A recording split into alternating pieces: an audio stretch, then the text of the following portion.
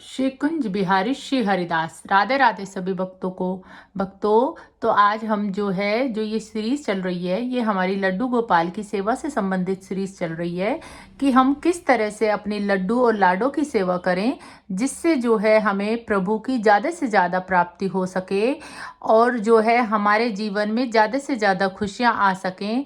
अक्सर भक्तों का यह प्रश्न रहता है कि दीदी, हम लड्डू गोपाल की इतनी सेवा करते हैं और अपने पूरे मन से उनकी सेवा करते हैं, फिर भी हमारे जीवन में कष्ट क्यों आ रहे हैं, हमारे कष्ट दूर क्यों नहीं हो रहे। या अक्सर ये प्रश्न रहता है, दीदी हम इतनी सेवा कर रहे हैं तो भगवान हमारे साथ लीलाएं क्यों नहीं कर रहे हैं।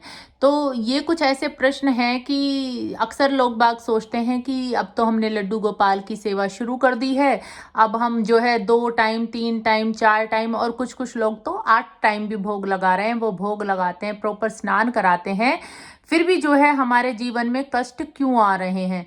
तो अक्सर ये प्रश्न अक्सर भक्तों के मन में रहता है।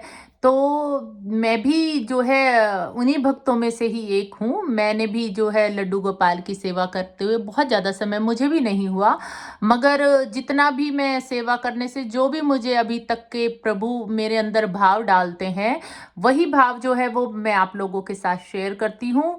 तो अभी कुछ ही 1-2 दिन से मेरे मन में ये बड़ी उथल पुथल चल रही है कि जब हम लड्डू, आज की जो टॉपिक है, आज का जो मेरी वीडियो का ये टॉपिक है कि ठीक है, हम लड्डू गोपाल की सेवा करते हैं, उन्हें प्रॉपर स्नान कराते हैं, समय से हम उनकी पूजा कर रहे हैं, समय से हम उन्हें सुलाते हैं, खिलाते हैं, पिलाते हैं, भोग भी बिल्कुल सात्विक बना रहे हैं।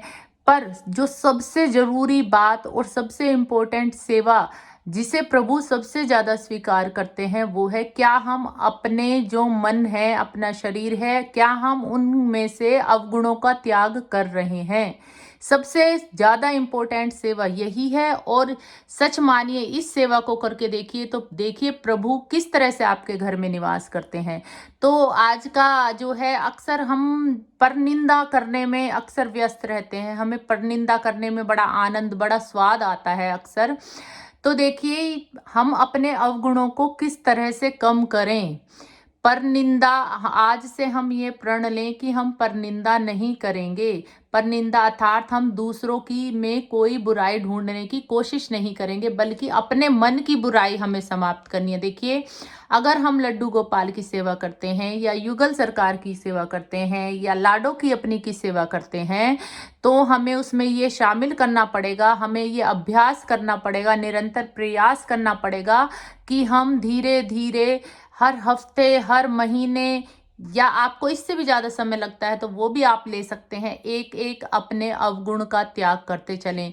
तो क्यों ना हम अब ये शुरू करें कि हम एक एक करके अपने अवगुण समाप्त करें। सबसे पहला अवगुण तो यही है, परनिंदा करना। हम अब से ये प्रण लेते हैं कि हम किसी की भी निंदा नहीं करेंगे। क्यों?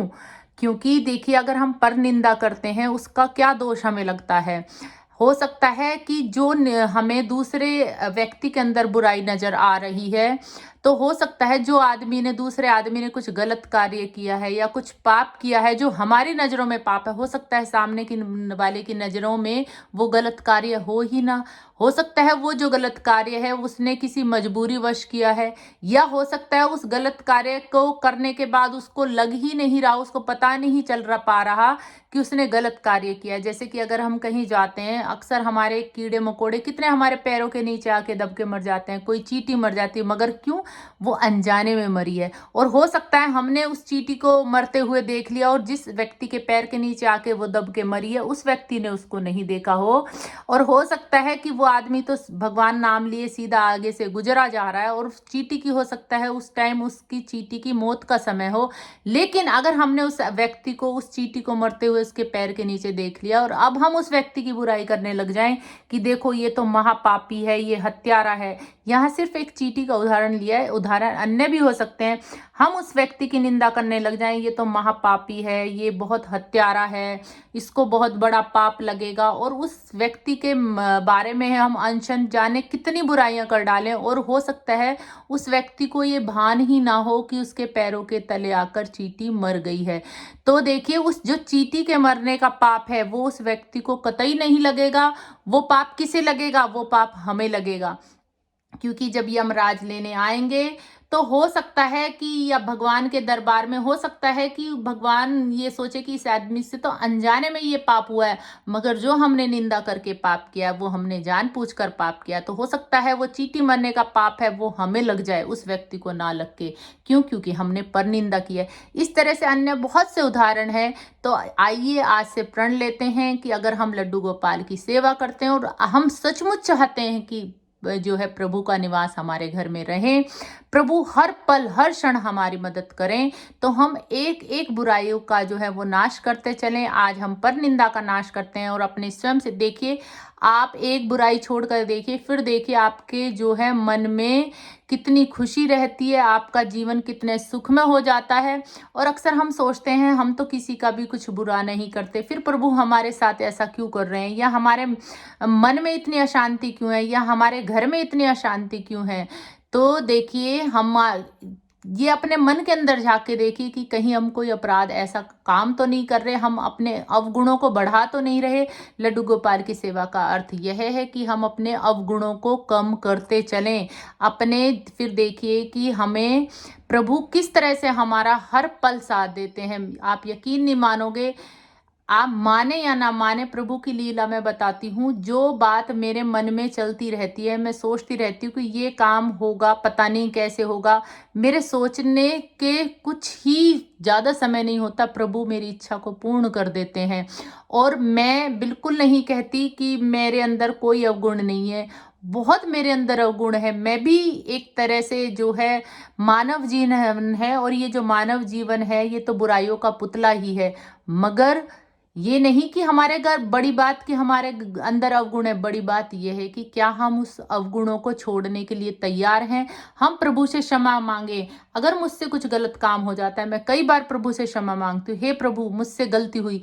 अगर मैं उस बुराई को नहीं भी छोड़ पा रही हूँ, तो मैं प्रभु के चरणों में आके मैं क्षमा मांग के बोलती हूँ, प्रभु मेरे अंदर कुछ ऐसा आप करें, ऐसे भाव डालें कि ये बुराई जो है मैं छोड़ पाऊं। तो वही जो प्रभु मेरे अंदर भाव डालते हैं, वही मैं आपके साथ जो है वो शेयर करती हूँ। क्यों ना हम अपने मन की बुराइयों को समाप्त करते चलें। तो फिर देखिए प्रभु किस तरह से हमारा साथ देते हैं। और हमारे अंदर बहुत बुराइयां हैं, लेकिन हमें उन बुराइयों को धीरे धीरे धीरे धीरे करके अभ्यास, निरंतर अभ्यास करते हुए उन बुराइयों को छोड़ना है। हम देखिए एकादशी का व्रत रखते हैं, हमारा व्रत बिल्कुल नहीं लगेगा अगर हमने अवगुणों को नहीं छोड़ा। सिर्फ हमें भोजन का ही त्याग नहीं करना, अन्न का ही त्याग नहीं करना, एकादशी पे सिर्फ चावल का ही त्याग नहीं करना, हमें अपने मन की बुराइयों का भी त्याग करना है।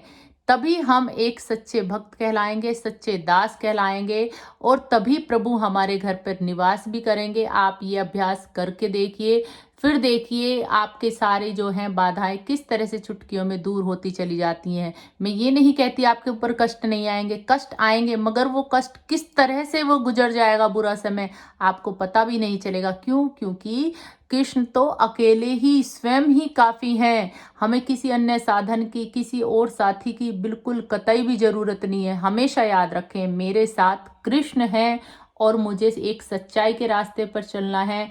मुझे, अगर मैंने एकादशी का व्रत रखा है, तो मुझे सबसे पहले बुराइयों को छोड़ना है।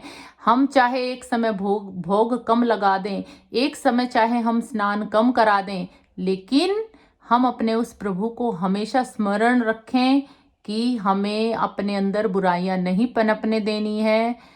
तो आज की वीडियो में सिर्फ इतना ही। अगर आपको वीडियो अच्छी लगी है तो कमेंट बॉक्स में राधे राधे अवश्य लिखें। राधे राधे, हरि बोलो।